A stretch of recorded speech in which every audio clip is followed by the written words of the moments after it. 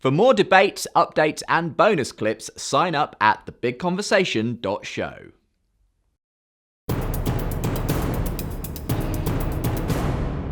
Ultimately, when it comes down to it, the fact that you think you cannot equate a brain state with the actual experience of listening to Wagner or seeing the color red or whatever it might be means that for you, this consciousness is something qualitatively different from the material. Well, it's not stuff. only that, you see. It's not just a hypothetical thing. It's that what makes my life worthwhile is my conscious experiences and how I cope with them.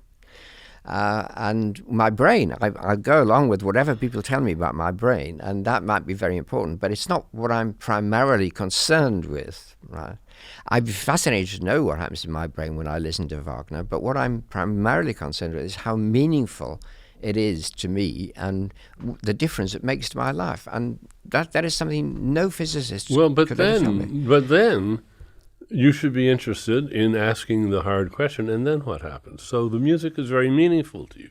So now there's lots of things going on in your brain which are, in fact, embodying that very meaningfulness, that very responsiveness, the fact that it makes a difference. And here, if we look at cases of brain damage, we see people who have locked-in syndrome or who are in a comatose or vegetative state, and there's all sorts of different varieties of this if you read Adrian Owen's wonderful book on this. And here's a question for you. Suppose you were in one of those terrible states, and you're listening to Wagner.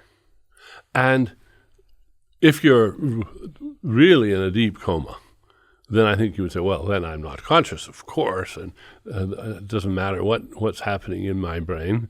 I'm not enjoying it even. All right, so now we raise the level a bit. And this is analogous to moving on up through from the proteins to the cells and to the ant and so forth. And at some point, no, not at some point that we can point to with a sharp line, we're going to see a gradual accrual of the very things you're talking about. The responsiveness, the meaningfulness, how it makes your life worth living. Something can't make your life worth living unless it has an effect on your brain. It just can't.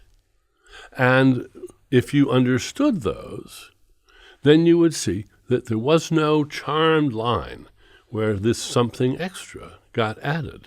There's just more and more of making your life worth living. And there are almost certainly are states that you could be in. For instance, your loved ones might say, play Wagner through headphones into his ears. This will give him solace.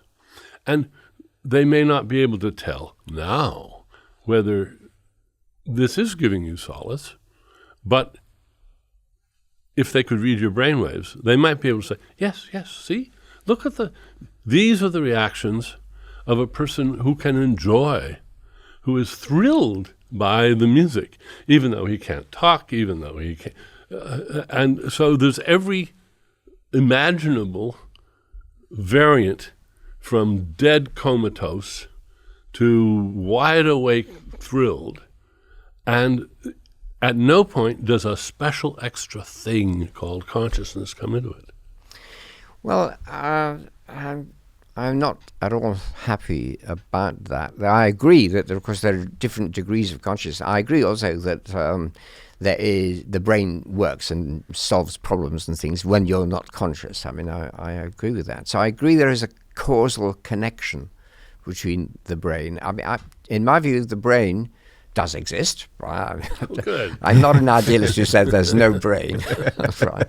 And the brain gives you access, and if it's working normally, it will give you the access that we call full consciousness.